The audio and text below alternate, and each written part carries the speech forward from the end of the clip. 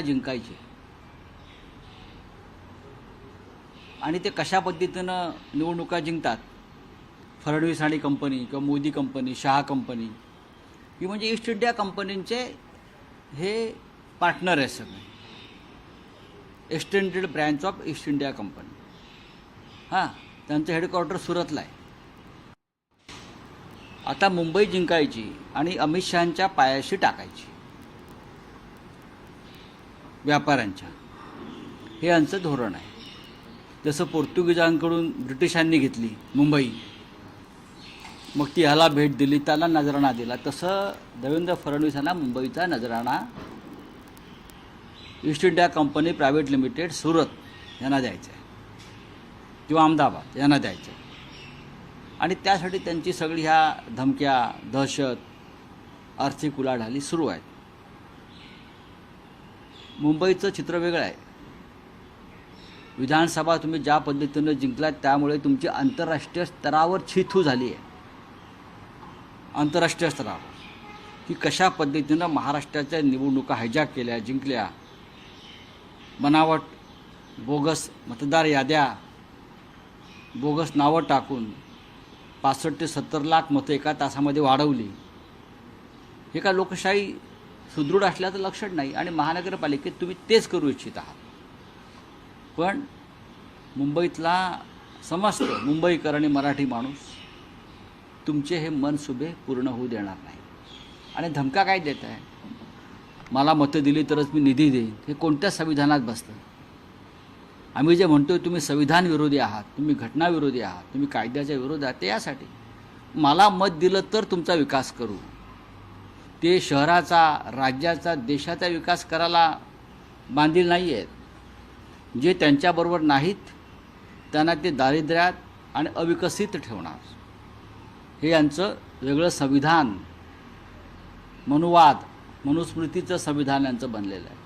ठीक आहे, त्यांना करू द्या, काही हरकत नाही. पण राऊतसाहेब, महापालिका निवडणुका आता अवघ्या 4 ते 5 महिन्यात आहेत, तर अशा वेळेस सगळ्याच राजकीय पक्षांनी आपलं एक उद्दिष्ट ठेवलेलं. मुळात असं आहे, निवडणुका घेण्याआधी त्यांनी सर्व पक्षांची बैठक घेतली पाहिजे. या निवडणुका फक्त भारतीय जनता पक्षाच्या किंवा फडणवीसांच्या नाही आहेत. या लोकशाहीच्या महत्त्वाच्या निवडणुका आहेत महानगरपालिकेच्या. त्यांनी सगळ्या राजकीय पक्षांना बोलवून त्यांच्याशी चर्चा केली पाहिजे. निवडणुकांच्या तारखांसंदर्भात काय शिफारस केली पाहिजे, कोणत्या अडचणी आहेत, पाऊस आहे का, शाळा आहेत का, अन्य काही अडचणी आहेत का, सण आहेत का, उत्सव आहेत का, या संदर्भात त्यांनी चर्चा केली पाहिजे. पण ते करणार नाही. ते विरोधी पक्षाची अडचण बघून संपूर्ण तयारी, सेटिंग, ज्याला ते म्हणतात सेटिंग करून ते निवडणुकांच्या तारखा जाहीर करतील. पण आमची तयारी आहे. नाही, पण सगळ्या जे राजकीय पक्ष आहेत त्यांनी आपापली उद्दिष्ट ठेवली आहेत. ज्यात भाजप म्हणते की 150 जागांचा त्यांचा दावा आहे की यंदा उद्दिष्ट आहे त्यांचं जिंकण्याचं. तसंच शिंदे ही 100 जागांवर दावा करताना शिंदे स्वतःच्या माजी नगरसेवकांनी जवळपास 2-2 कोटीचा निधी देत आहेत अशी माहिती मिळते. पैशाचाच खेळ आहे ना, पैशाचाच खेळ आहे ना, बाकी काय आहे? पैशाचाच खेळ आहे. देवेंद्र फडणवीस म्हणतात निधी देईन, त्यानंतर मिस्टर शिंदे रोकड्यात पैसे वाटतायत. ते त्यांच्या गाडीमध्ये, डिक्कीमध्ये 10-12 गाड्यांमध्ये पैसे घेऊनच फिरत आहेत. ते एखाद्या भागात जातात, माजी नगरसेवकाला बोलवतात, बॅगा त्याच्या हातात देतात आणि प्रवेश करून घेतात. ही कोणती लोकशाही या देशात, महाराष्ट्रात आणि मुंबईत सुरू आहे? 150 जागा तुम्हाला जिंकायच्या आहेत. बॅलेट पेपरवरती निवडणुका मुंबईच्या तरी घेऊन दाखवा. 100 जागा कोण लढणार आहेत? शिंदे. रूढ अर्थाने पाहिलं तर त्याच्याकडे 100 कार्यकर्ते नसतील. 100 चांगले कार्यकर्ते त्यांच्याकडे नसतील. हा फक्त निधी आणि पैशाचा खेळ आहे. गुळाच्या ढेपेला, या सगळ्या गुळाच्या ढेपा आहेत अजित पवार, एकनाथ शिंदे आणि हे देवेंद्र फडणवीस. ही ढेप जरा मोठीच आहे. या गुळाच्या ढेपांना हे सगळे चिकटलेले मुंगळे आहेत. आज या ढेपेला चिकटलेत, उद्या सरकार बदललं ते दुसऱ्या ढेपेवर जातील. तर आम्हाला यांचं सांगू नका, यांच्याकडे 100 निष्ठावान कार्यकर्ते नसतील.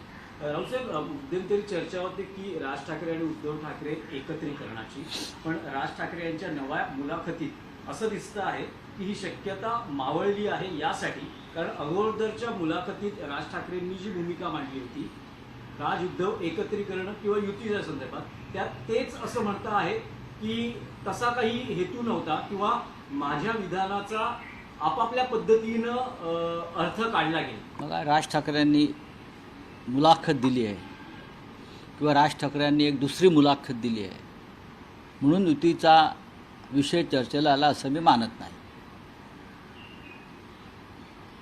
उद्धव ठाकरे यांनी सुद्धा मुलाखतीला एक उत्तर दिलेलं आहे. उत्तर म्हणजे सकारात्मक प्रतिसाद दिलेला आहे. मुलाखतींवरती चर्चा ठरत नाहीत ना. मुलाखतींवर चर्चा ठरतात का? आता एकनाथ शिंदे आणि फडणवीस हे समोर आल्यावरती फार गोड बोलतात, पण तसं नाही आहे ना.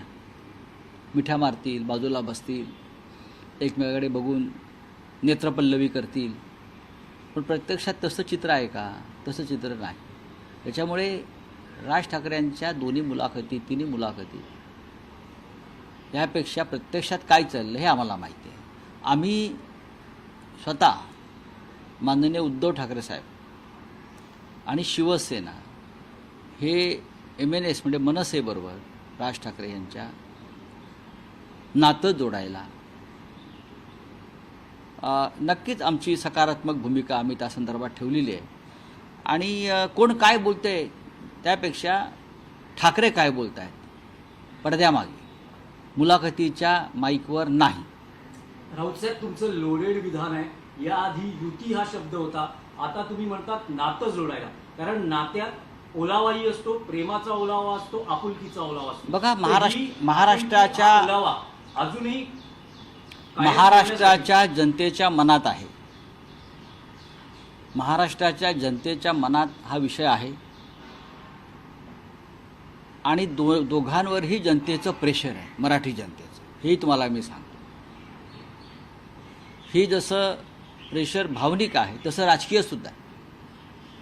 मराठी माणसाला मुंबईवरती आपला अधिकार कायम ठेवायचा असेल, हक्क ठेवायचा असेल आणि ईस्ट इंडिया कंपनी सुरत कंसात private limited proprietored by Amit Shah, Devendra Fadnavis, Narendra Modi वगैरे वगैरे सगळे, आणि त्यांचे इतर बाकी शेअर होल्डर्स मुंबईतले, त्यांच्या जबड्यातून मुंबई वाचवायची असेल तर मराठी माणसाला सर्व काही विसरून एकत्र यावं लागेल. मराठी माणसाला ताठ मानेनं या मुंबईत जगायचं असेल तर सर्व मतभेद, सर्व जळमट आणि किलमिश दूर ठेवून आपल्याला एकत्र यावं लागेल.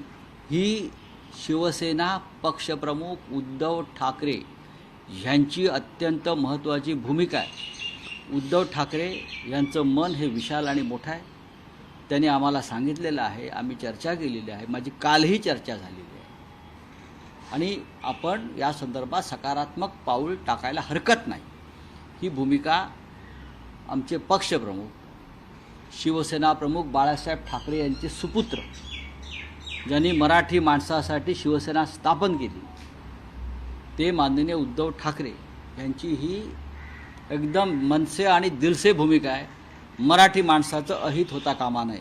मराठी माणसाच्या मनामध्ये काही योजना असतील, काही इच्छा असतील तर त्या पूर्ण करण्याच्या संदर्भात आपल्याला मागे हटता कामा नये. तीच माननीय बाळासाहेब ठाकरे यांना मानवंदना ठरते.